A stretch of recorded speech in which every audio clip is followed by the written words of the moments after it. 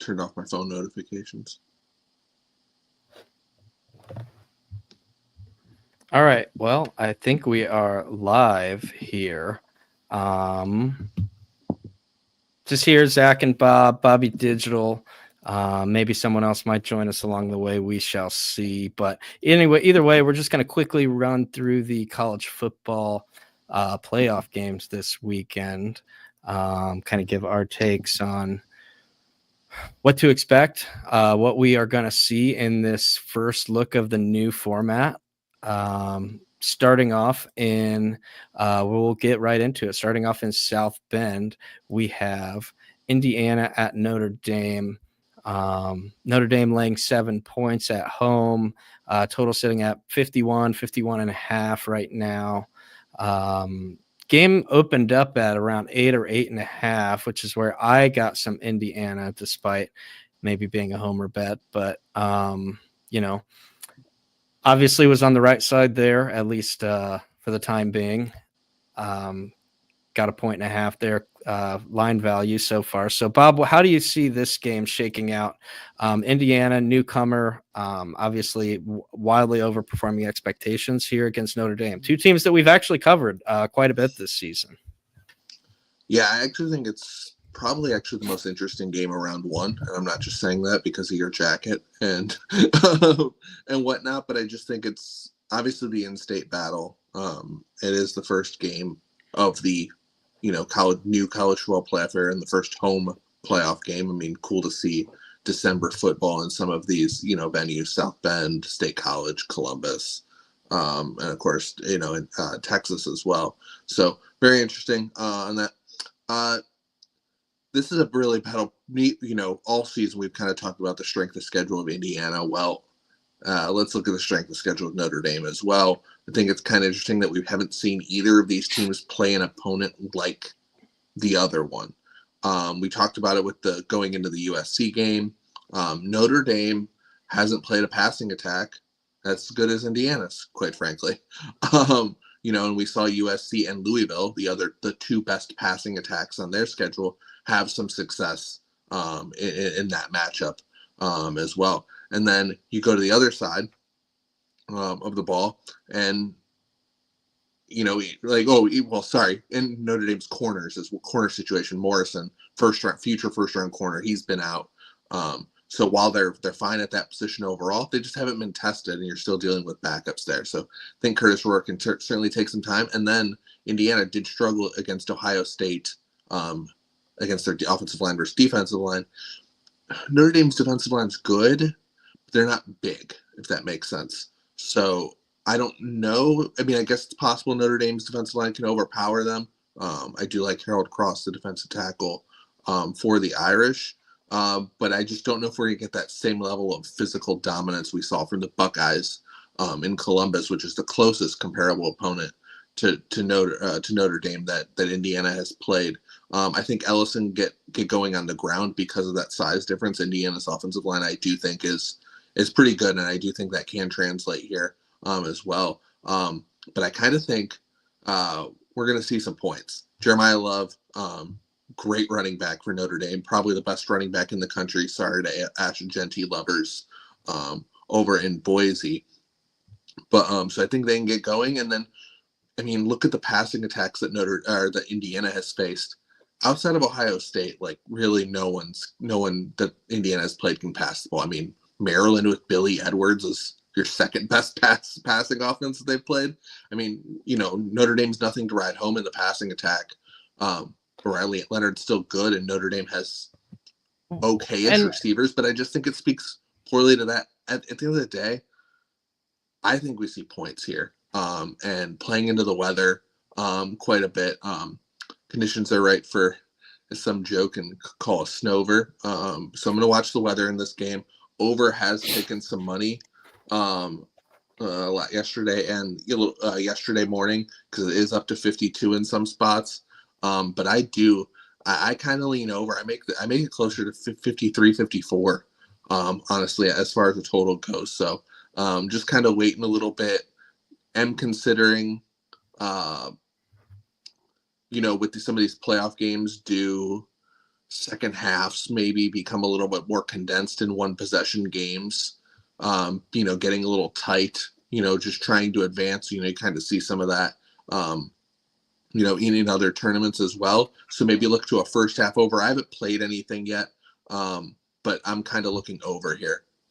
Well, I was going to say, you mentioned some of the quarterback play, and Riley Leonard looks like a completely, I think we had high expectations of him based on what we saw at Duke. He was a more than respectable quarterback. I don't know how much of that can be attributed to the Mike Elko factor, but this has not been the same guy that we're seeing here for Notre Dame. Yeah, they've been okay, but it has not been because of the aerial attack. Right. It's mostly been because of their ability to run the ball and play defense. So, I don't know. Back into the memory bank, but his last season at Duke, I know he was banged up, and I think Riley Leonard the year before going to Notre Dame, I think he had like 3 or 4 passing touchdowns on the season. I was going to say, Duke had a good year. He was in conversations as like, hey, this guy could be certainly not a high end NFL prospect, but a guy that could get drafted. And those conversations aren't happening anymore. As far as I've heard, where I think that Indiana, because where I'm torn is, Notre Dame, this is kind of tends to be the case with them. Obviously they had an impressive win going in, winning at Texas A&M, beginning early in the season, following that up with a stinker, losing to Northern Illinois, which we both kind of thought they were going to struggle there, or at least have a hangover spot. I don't think either of us expected a win by any stretch. But NIU plus had 30 and 28.5 and all. Yeah, that was on that day, but outright was not on the radar that day at all. Right. And with that is what we tend to see, what tends to be the reputation for Notre Dame, whether fair or not, is that they kind of beat up on a relatively weak schedule for the most part, or year after year.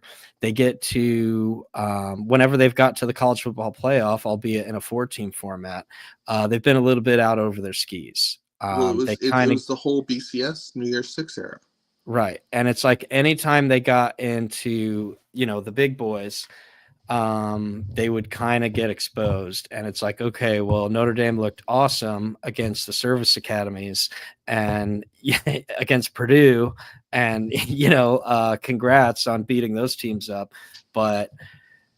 And that's where Indiana can't really be considered in that echelon of teams like Alabama, or the teams that have just kind of demolished Notre Dame in the past in these bigger games.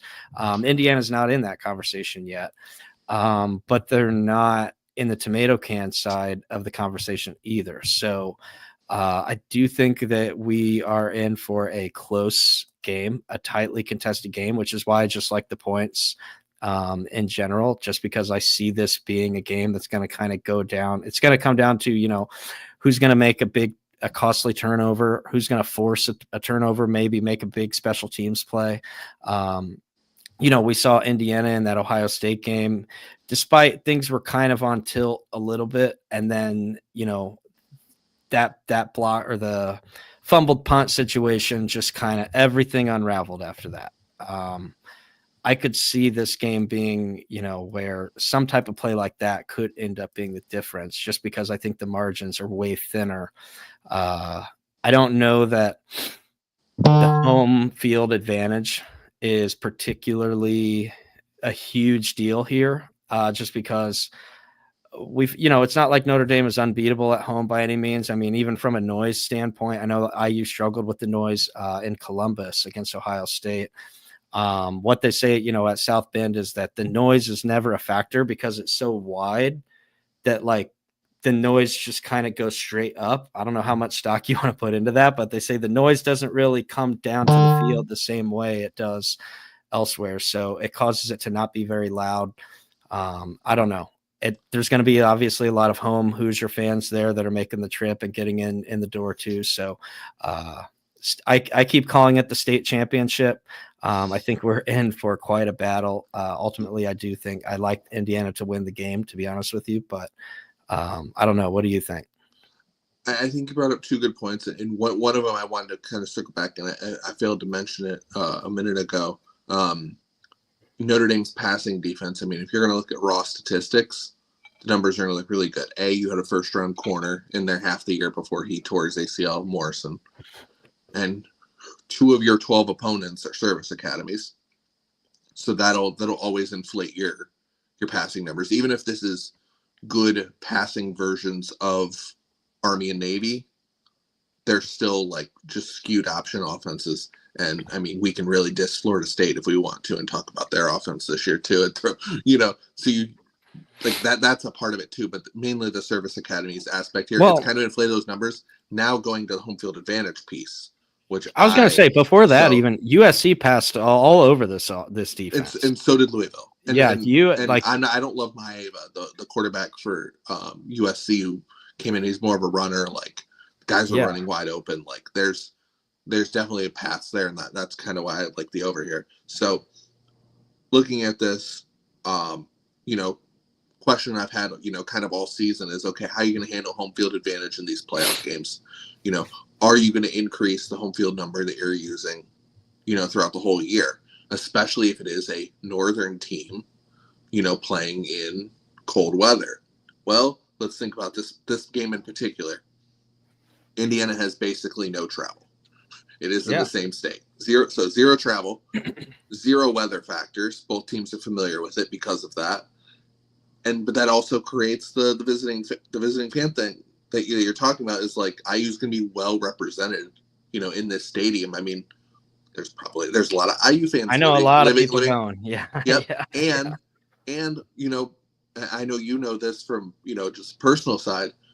A lot of alumni of both teams live in Chicago, which is also really close. They're both making the same drive. Like the accessibility of to get to South Bend is actually the same for both fan bases, which is really odd, which is kind of odd for that. So it's like, what do I do with home field? Like, I don't view a Notre Dame generally as one of, they're not an LSU, they're not a Penn State, who we'll talk about in a little bit, as far as a Utah, who, these top tier home fields.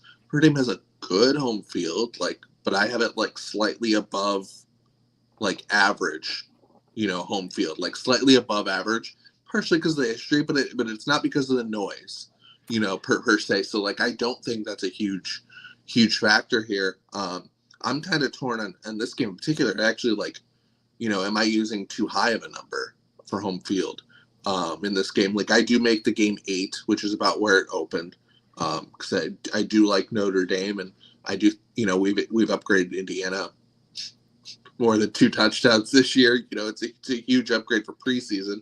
We've talked about that a million times. So I don't have an issue on the side. Being at 7, IU's taken a ton of sharp money. Taking out these hooks. I'm really curious if we see a 6.5 tomorrow. I might have to think about something. With a bet on the Irish, but yeah.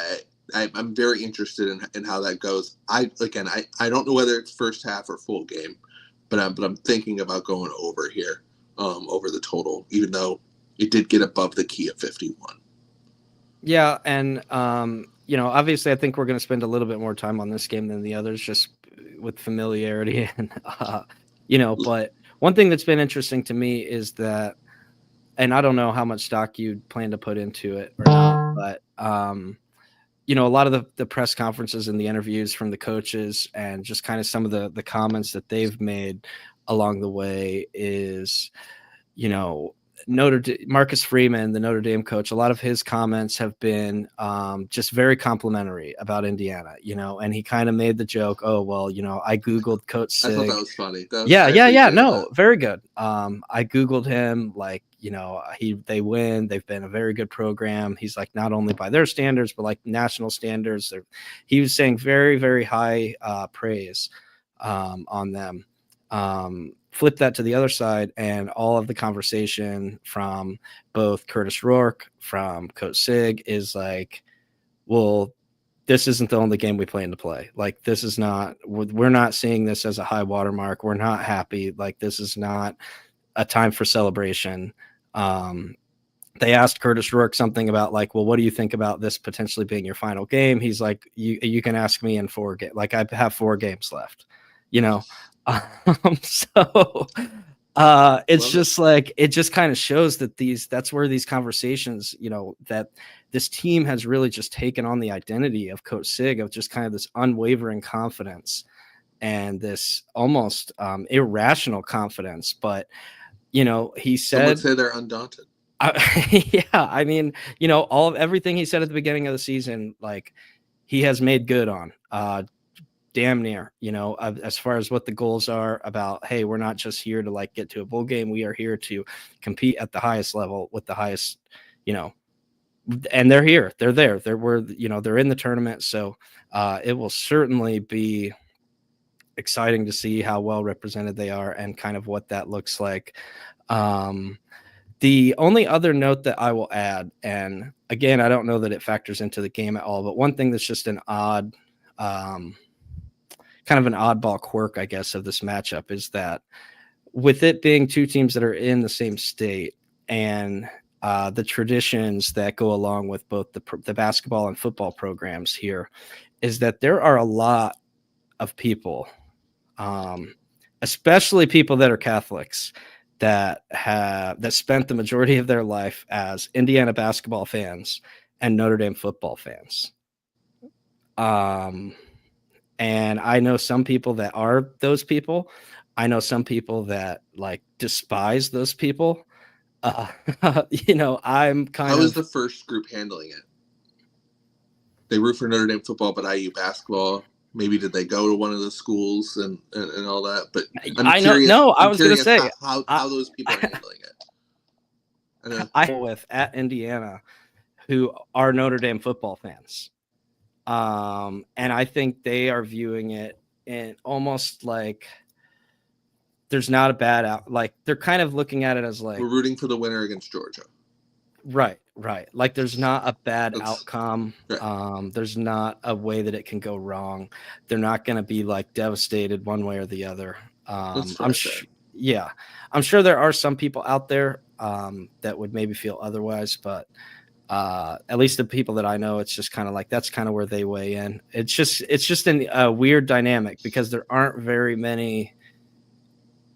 I just kind of think if like there aren't really many other scenarios that are presented that way in other it's hyper states. Specific, yeah. Yeah, where there's just like a national brand, like a team like Notre Dame that's like a national, not powerhouse, but you know what I'm saying, like a name brand.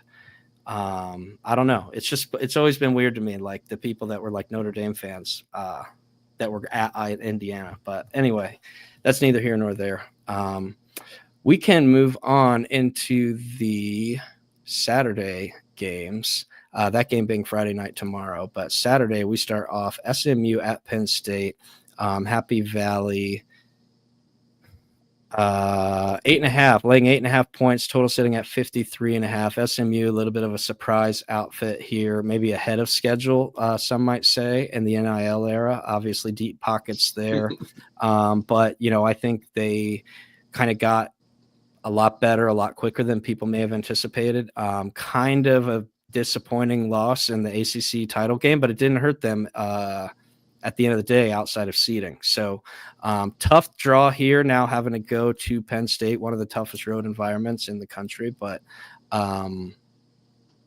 no doubt it's a step up in class here. I mean, they did not see anybody to the likes of Penn State in the ACC, unless, you could maybe say Clemson, but I think Penn State's quite a cut above there against Clemson. So I don't know. How do you see this one? SMU at Penn State. I think this is by far the least interesting game of the 4. Just to kind of throw that out there. I think there's really one key kind of matchup to it. That kind of determines it all, and it's Penn State's defense. specific versus SMU's offense. I'm curious how Penn State's defense, goes up against a lot of traditional offensive sets, or actually, it's really both defenses have similar splits against traditional, like what you think of, ground running attacks. Both defenses are quite good stopping the run, which Penn State runs a more traditional offense. SMU runs more of a spread them out. Well, so SMU stops that run better than most teams. Penn State's worse at stopping the run against teams that run more of a kind of what SMU does, a little bit more of a spread run attack, all that. So if SMU can spread out Penn State, then maybe they can have success on the ground. I mean, we've seen that offense take a leap since Jennings became the starter, and now once they bench Preston Stone, it's kind of propelled SMU from that slow start we saw at the beginning of the year. I mean, they went to Jennings halfway through the BYU game, which was a loss. Their only other loss of the schedule before they lost the ACC title game to Clemson. Penn State's defense, we just saw them just get smoked by Oregon, a team with speed and can spread them out. SMU can kind of do the same thing. They don't have the same speed or talent that Oregon has, but they can certainly, take advantage of that the same way. And Penn State would be smart too to try to spread out SMU. That's the kind of defenses or offenses that SMU's defense doesn't do as well against relative. SMU's defense is a pretty solid unit overall, but against a porous ACC schedule, I mean, they honestly, both these teams were a fade coming into the tournament, and then they just have to be matched up with each other. But the problem with Penn State possibly wanting to spread teams out is that they don't have any wide receivers or any passing threats outside of tight end Tyler Warren that are scared of. So that's a factor there. This is the game again. I have the least amount of things on this one. I'm right on the total. Technically 54 half. Hey, not betting a half point on that one. My spread is 8.33 in the game.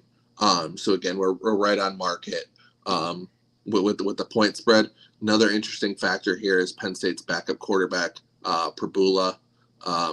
He's transferred and has left the program. Now, what's interesting about that is he's actually been involved in the game with some packages in the Wildcat. It's been used late in games as well. So that's something now that SMU does not have to prepare for.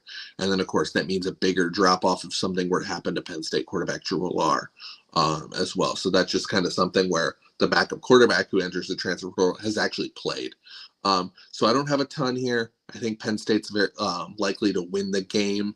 They're the better team here. I don't think the James Franklin playoff narrative, big game narrative kind of applies. That applies to top 10 teams. And SMU is not right. top 5 teams, wearing maize and blue or scarlet and gray, particularly. So I don't know if that necessarily applies here. One more factor I'll just kind of throw in here. Average temperature of SMU's games played this season, 70 degrees.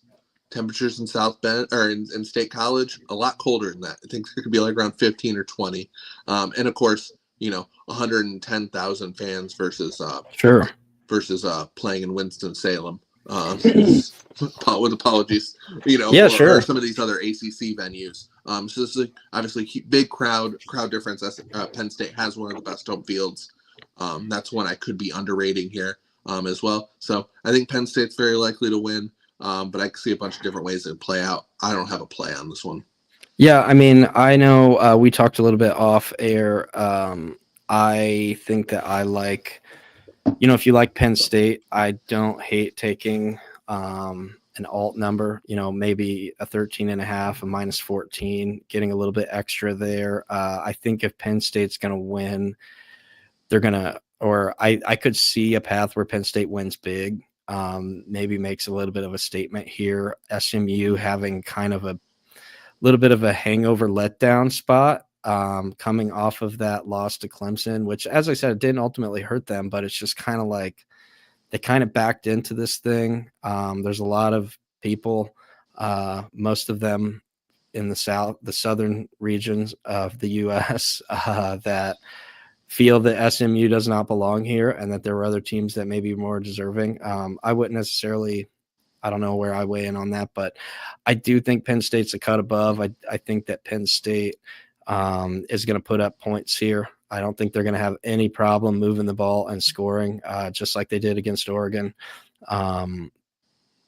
I don't know. I could see this getting ugly. I would like to see it stay close, but I would not be surprised to see Penn State kind of give them a dose here. I think if when I think about, I think we'll know early in this game. Yeah. Oh yeah. We saw SMU play a little tight, in the first little bit in that in the game against Clemson, had some turnovers. They got behind. They showed a lot of resilience in coming back, tying that game late before Clemson walked it off with that deep field goal. But so I think you'll know early as if SMU can compete in that game. Is weather a factor? The temperature, if that is, that's going to affect them early in the game, rather than later. Same thing with the crowd noise. So maybe that's, Penn State first half, and then, maybe taking your alternate slider and moving it a bit, on a 13.5 or something like that, if that's how you feel. But I think if you like Penn State in the game, I think first half could be good in this situation. So let me see. I'll pull up the market here. First half. Yeah, you're looking at there's a couple -4.5s, -5.5s in the first half for Penn State. So I don't mind that. Or I probably wouldn't lay an alternate first half, but I guess technically you could. But sure. Yeah, I would think that route, if I were to play Penn State, would be the way I go. And then I do think SMU could probably pass on Penn State late.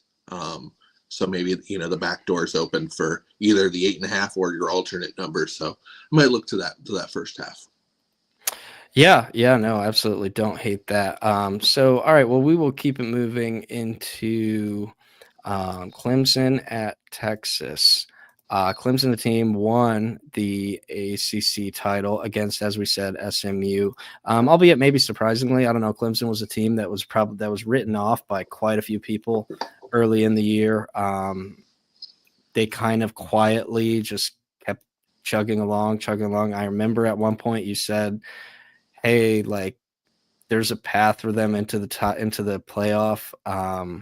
Didn't hate, you were, even thinking about throwing a flyer on them as a national title. And again, that's not to say that you thought, hey, they're the best team in the country, but it's more about managing a portfolio, right? And trying to find opportunities where a team could get deep enough to where then you can either hedge or, lock in some profit one way or another with that ticket. But, here they are. They've made their way in. Texas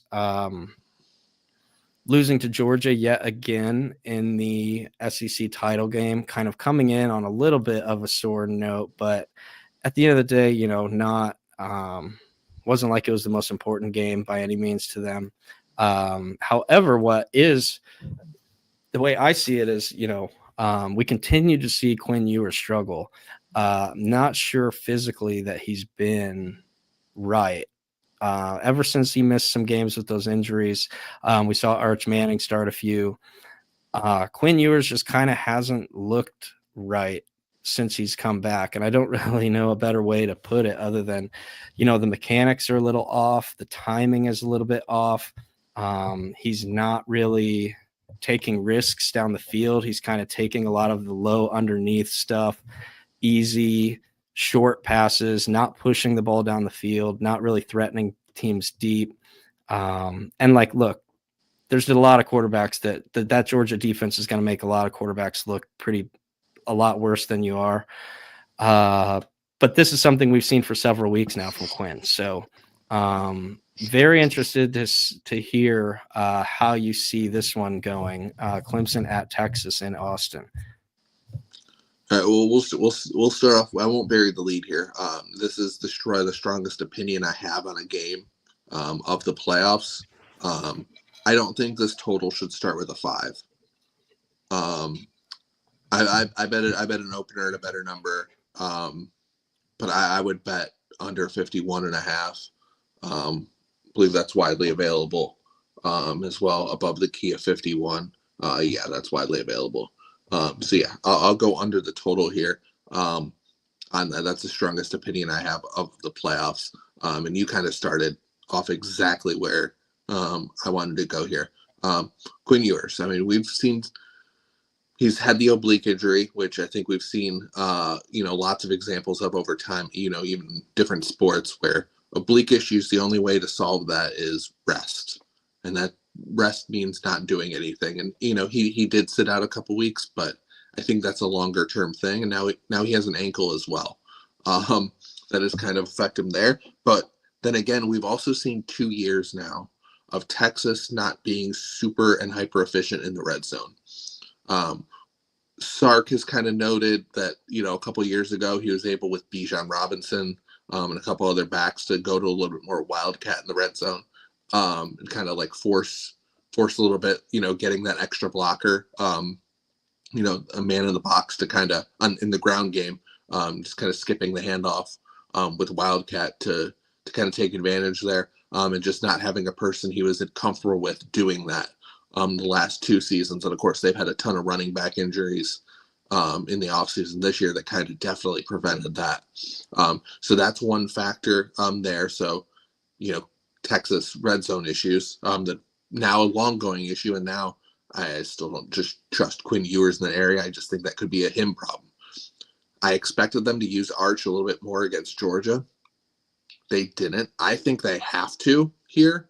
And they would be advantageous to do so. I mean, if Texas is effective in the red zone, if they use Arch Manning in the red zone, maybe, convert, a touchdown instead of field goals, Texas can win and cover this game. Technically, the number we make it is right at 12.5, 12.48 to be exact. And I'm at 49 on the total. So just with some of these factors, and now that Texas wide receiver Isaiah Bond is going to miss the game, or is very likely to miss the game, I brought my total down to that number because of that, and then that's part of the effects there that I have on that. So that's kind of my position on the game. I think Texas's defense, a unit that I was questioning about from losing 2 defensive tackles, had some issues in the secondary. Secondary's been better than I thought, and that defensive line has faced no drop-off despite losing 2 NFL defensive tackles, and that's just something you just don't see. It's one of the most talented defenses in the country, and one of the best units on that side of the ball. And I don't care that, Texas hasn't played anyone, really, or they haven't had. Or at least they've played, they played Georgia twice, but they don't Right. have they haven't beaten, and they don't have any what you would consider like high end quality wins. Right. But I still believe that Texas, the Texas defense is real. Like, that's a really good unit. Do I trust Cade Klubnik in a big spot? No, I don't. Phil Maffa, the running back for Clemson, I think he's a little bit banged up now with a couple weeks to repair. Should he be a healthier? Sure. Like, yeah, that's fine. I know his under in the SMU game got buried. His prop number. Another thing too, familiarity. Defensive coordinator Pete Gedikowski. I'm messing up the name here. My apologies. Sure. He's faced Garrett Riley, Clemson's offensive coordinator, a couple times. With that TCU team that made the title game, 17 points in that game for TCU in that game, and some of that I believe was a pick 6. So we've seen some success. His defense is kind of built to stop kind of that Garrett Riley style offense. So I think we're limited to see limited points here. Again, I think Texas wins. I do think Clemson is capable of winning this game, because I don't trust Texas to convert red zones into full touchdowns, because that's exactly what we've seen against Georgia. So, but I don't play anything on the side. Under 51.5 is my strongest position. Yeah, and interesting kind of point angle here that I was just thinking about is, you mentioned the strength of the Texas defense and how good they are on that side of the ball. And you add that on top of one of the better offensive coaches in all college football, and Steve Sarkisian. That's a pretty dangerous combination to have a defense that's that strong and have one of the best offensive coaches in the country.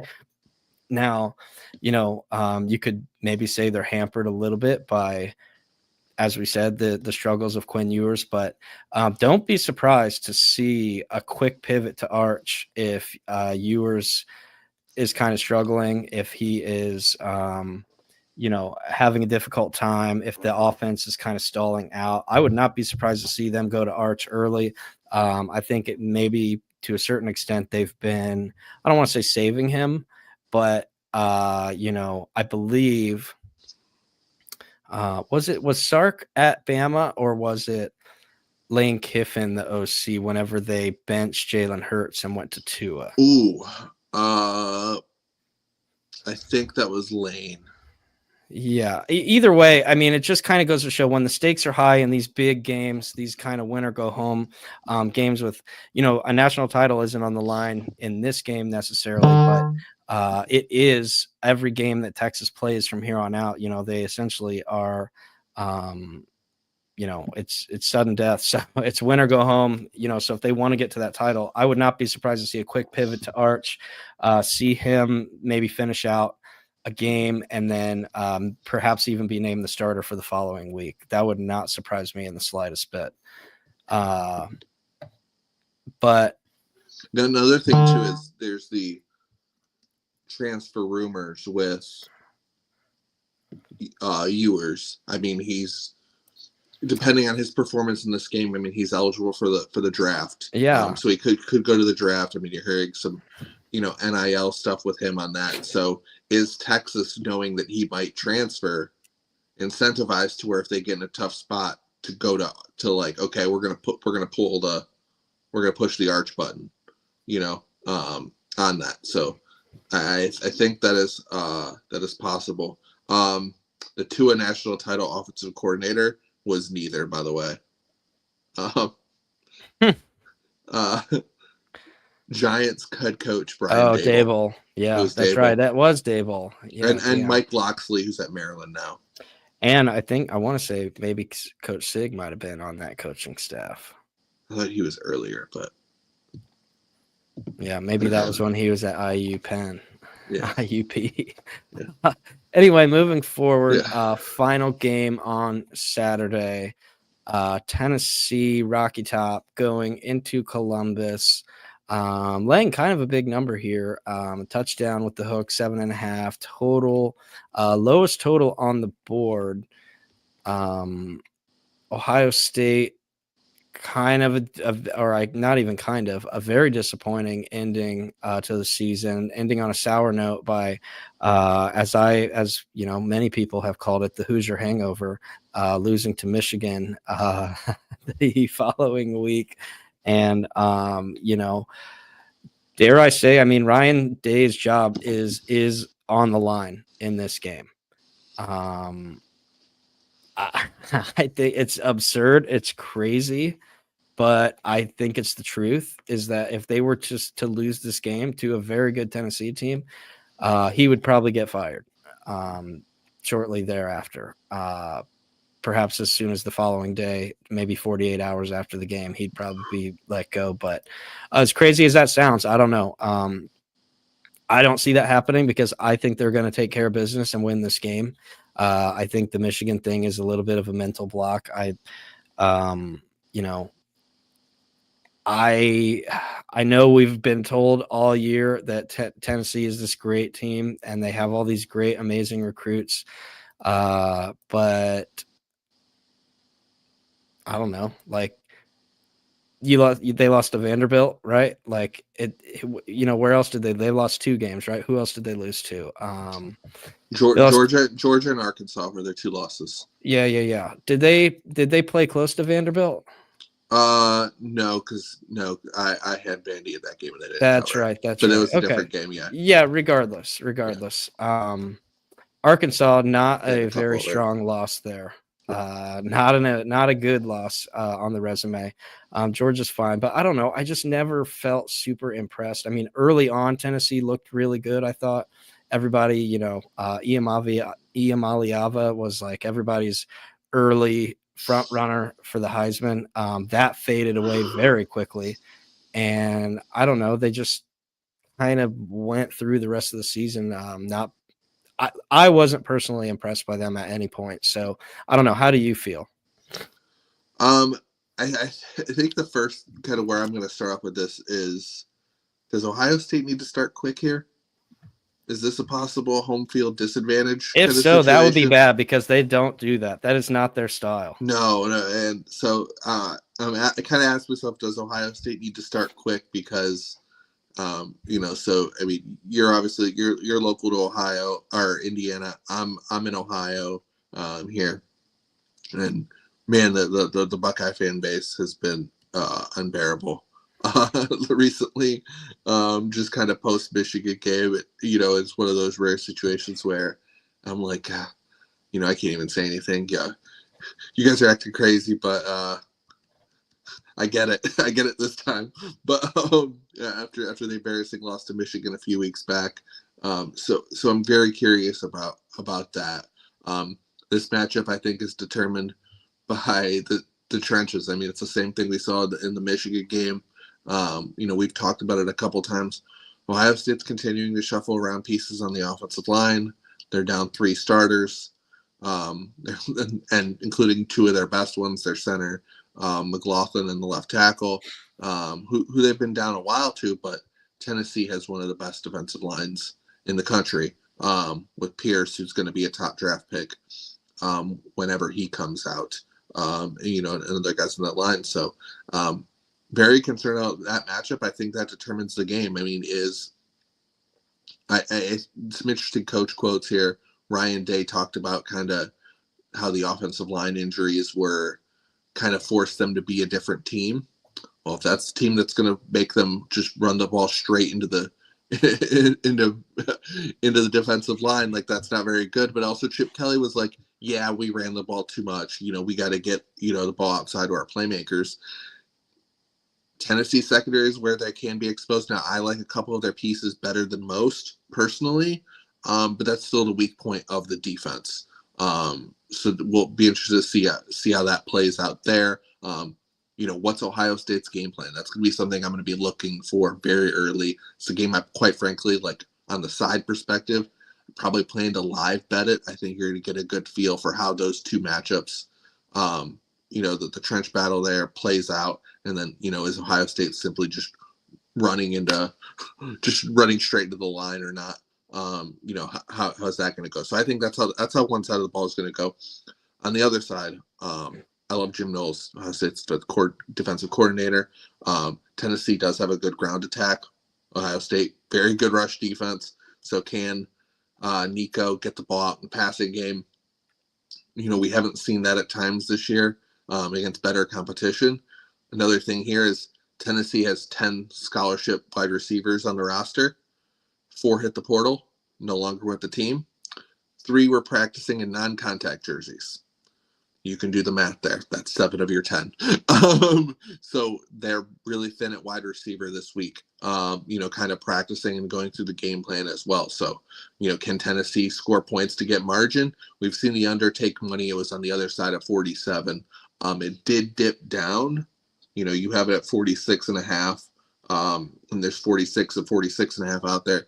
It did get as low as 45.5 earlier today.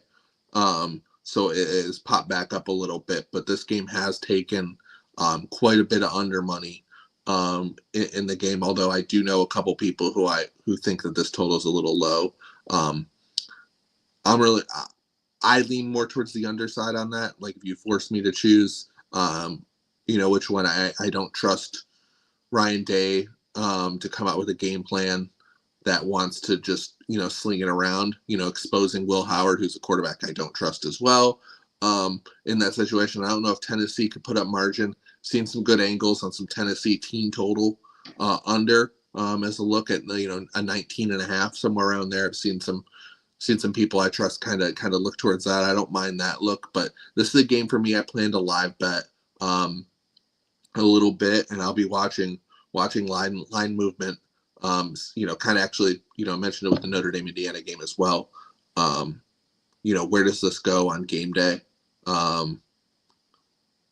It's 7.5 now. Does it get to a flat 7? Do you get to 6.5? Does it get bet out further?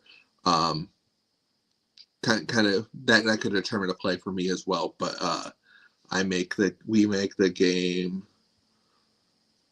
7.79. So as raw number, that doesn't factor in any matchups, which I would reduce for the trench matchup there that we kind of discussed there. To kind of get that down to 7. So I think Ohio State's more likely to win. I would pick them in the game to win straight up because I trust Tennessee to score a little bit less, and that Ohio State has the matchup with receivers on the outside, an easier path to scoring than the Vols. Well, and I was going to say, I mean,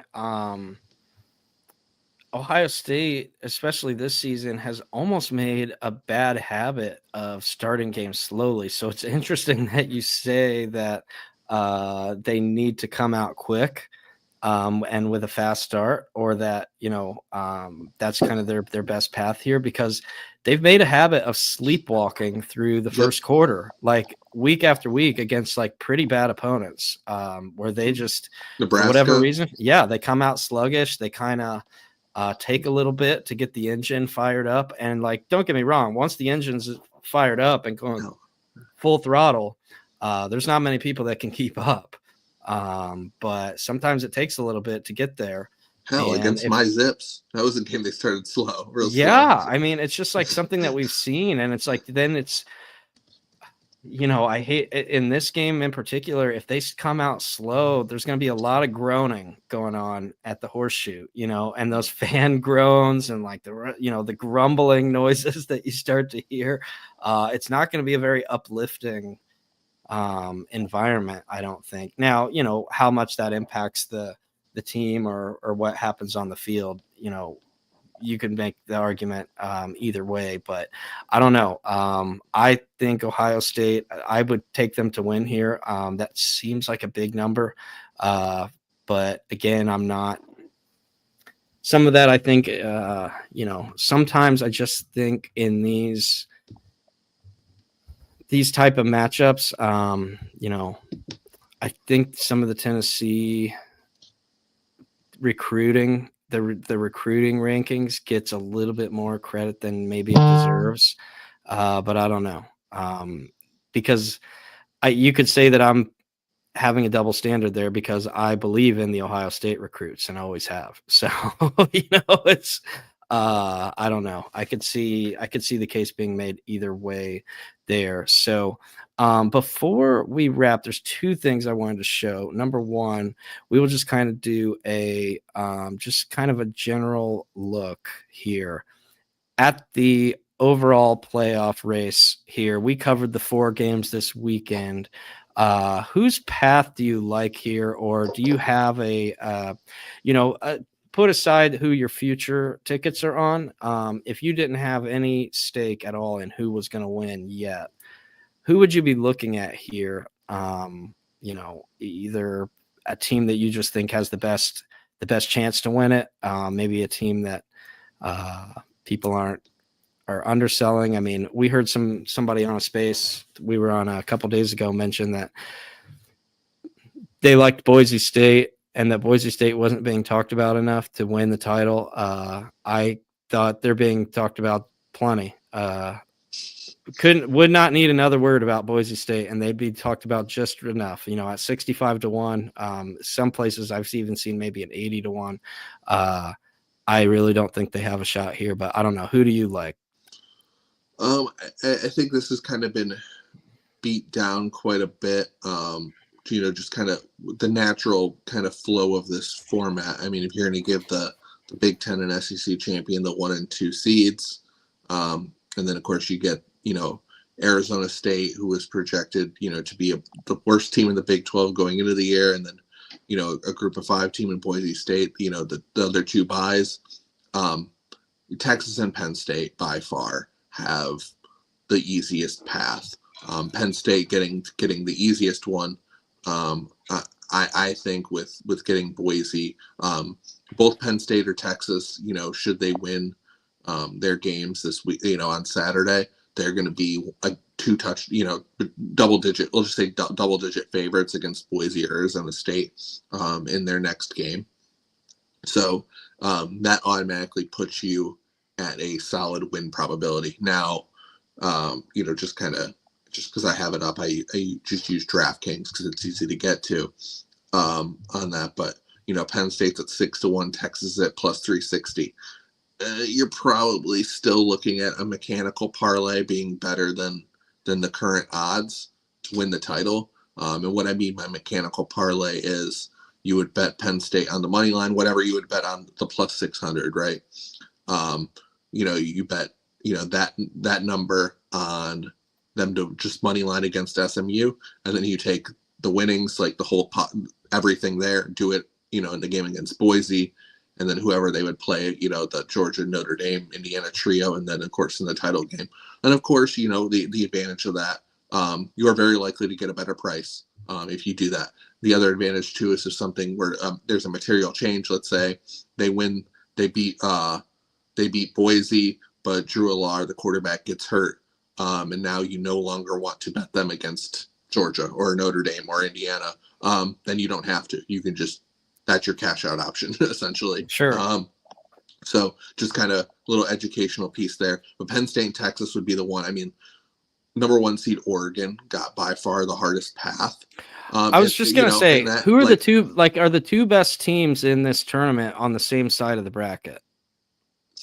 3 of the 4. Yeah, I was going to say that. Texas, Georgia, Ohio State. I mean, Oregon, Texas, Oregon, Ohio State. Yeah, those would be my top 3 teams just overall, and they're all there. Once you factor in Carson Beck being out. Right.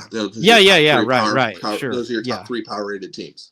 The teams I would least want to face, I guess, right now, today, based on health, are all on the same side. Right. It is possible that Oregon will have to play Ohio State, which they're going to be lined very close to pick, 50-50 to win that game. Then they play Texas in a similar situation, 50-50 coin flip game -1, plus, just roughly a 50% win probability in both those games as the number 1 seed. Those are your first 2 opponents. And then you're going to get, is Carson Beck healthy? by the time Georgia gets if they were to get to the national title game, or Gunnar Stockton, has won 2 playoff games by that point. What's Georgia's rating? What's their opinion of Gunnar Stockton? If he wins 2 games, or a Notre Dame or a Penn State. So sure, where you're maybe a small favorite, but if it's Georgia, I mean, again, you could be an underdog or, pick in that game as well. So, all these teams are very closely lined at the top of the board. The top 4 teams that we've kind of mentioned there are a little condensed, and then Notre Dame, Penn State are kind of in that second tier from a power rating perspective. And then it's kind of the rest of the team. I mean, I consider, a couple teams on this board like an absolute 0 to win a title. Someone I follow in the content space that uses analogy for March Madness, the NCAA tournament. And I think in future content, you're going to hear me kind of use it again, or steal it, if you will. So shout out Lockie Lockerson on this one, but he said a lot of teams can win 4 games in the NCAA tournament, but only a few can win 6. Which that's so weird hearing it be called the NCAA tournament now. Yeah, so it's a lot of teams can make the Final Four, but not a lot of teams can win the title. Yeah. So can Arizona State, can Boise State, win a game? Yeah. Can they win the title? No. Yeah. No. And you can freezing cold taste me on that one. So we won't, because there's no chance. They can. It's just like they can get there. It's like San Diego State against UConn. Like they can get there, but they're not TCU. gonna. Yeah, they're not lifting the trophy. It'll be a nice story, but sorry, you're not winning it all. So I did. So the only thing I did was, and again, I did grab some, just because it was before the market kind of knew the Carson Beck thing, I did grab some Notre Dame to win the title actually on that. Just kind of considering that they could be like, look ahead markets have Notre Dame like possibly a favorite against Georgia. That's a pick'em game, favorite in round one, pick'em, and then going to be tough to have to rip that ticket up tomorrow night. It was a very small bet. It's a very small bet, but it was just kind of like, okay, do it. Like I just kind of number grabbed it, but like, Notre Dame, if is Gunnar Stockton good? I don't know that answer. I don't think anyone does. So, Texas, Penn State, they have the easiest path. Notre Dame still has to go through Georgia, all that. I know I would want no part of a future in that top left corner of that bracket with Tennessee, Oregon, and Ohio State. At this point, that would be my opinion there. Okay, and then one other piece that I wanted to show here. I don't know. Personally, I like Indiana over Notre Dame. I like Penn State over Boise. Man, if you had me pick go through the bracket, I would still take.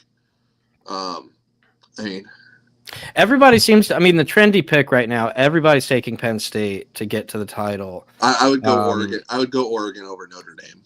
Yeah, I think everybody's taking Penn State because, obviously the path, and then like those first two opponents, and then Georgia not being at full strength. But I don't know. I'm going to go out on a limb, and I'm going to say I don't think Penn State, I don't know. I'd be taking the field on that side just because, as we've seen with Penn State, they. For whatever reason. Yeah, I can't either. And especially Drew Aller, which he's been fine. He's been better than last year, but I still just, I don't know. I'll be very excited to bet Penn State's opponent in the semifinal. Yeah. I know that, Ohio State, Oregon is by far, if we see that again, that's a hell of a matchup. It was an amazing game the first time they matched up in Autzen. And, it would be a hell of a quarterfinal matchup there, to say the least. So one other stat here. There was one, and I don't even know if I should do this. There was one market out there, the straight forecast, the exacta market, that I thought was interesting.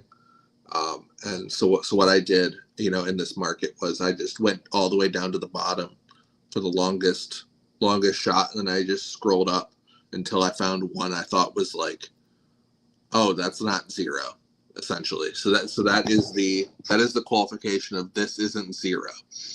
But I thought Notre Dame defeats Tennessee as a title outcome, 180-1. I thought that was. Yeah, I think there's maybe some good markets here that I haven't looked into them. I plan to probably. I'll dig into them a little bit later on, but some exact round of elimination. Yeah. I think that there's some. You could probably find some good spots there on some of these teams. Yeah, that was like the first one where I scrolled down to the bottom and it wasn't two teams, a combination of two teams that I'm like, okay, neither of these teams can win. If Tennessee, kind of plays to its early season peak, can I see them kind of getting through that? And of course, them being dogs in those games kind of suppress this price and kind of make it a little bit. I have not, for the record, I have not bet that. But I was like, oh man, that's kind of interesting. Just again, kind of looking at some of those markets, but that's another way you can kind of attack this market. I don't necessarily think, things at the top of the board are good. I know, the first couple things, I might not look at, but, just down the board, if you have an opinion on two teams and whatnot, I think that's an interesting market to look at.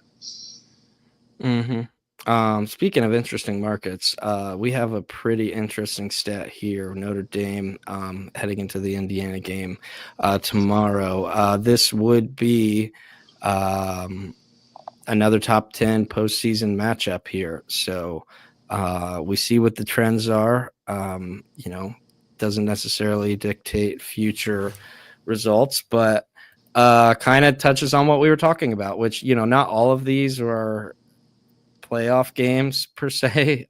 Some of them were. Some of them were in the old format, the BCS format. Some of them have been just normal bowl games. But I don't know. It's not nothing here because some of those games were beatdowns too. So last screen that I will share to send us into the weekend and into the college football playoff is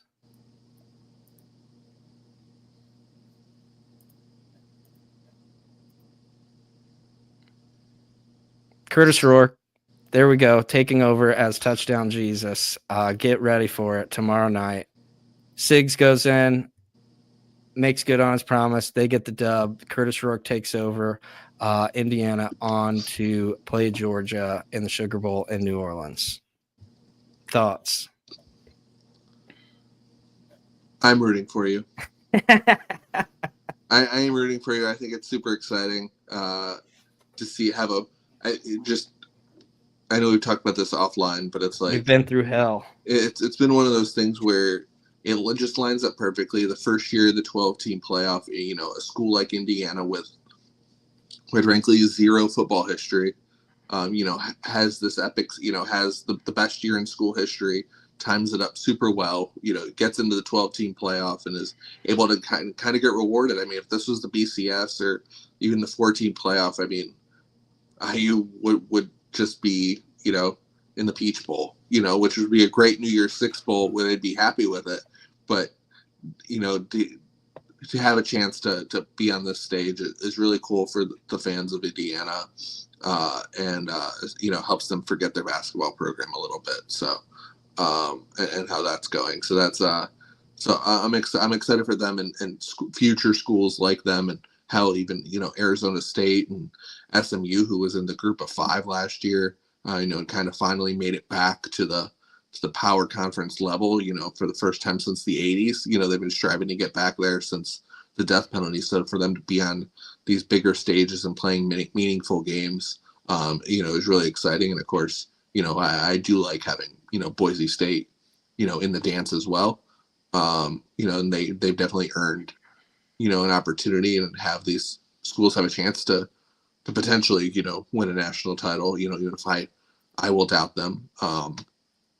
But feel free to prove me wrong. I've been wrong before and all that stuff, but I'm excited to see these different schools and new bloods play in these meaningful games in the sport. I think it's ultimately good for college football. We've seen a lot of negative change, and people upset about it. Just kind of the things going on it. And I think it's good to see not just Alabama, LSU, in every title game. So sure. I think it's good.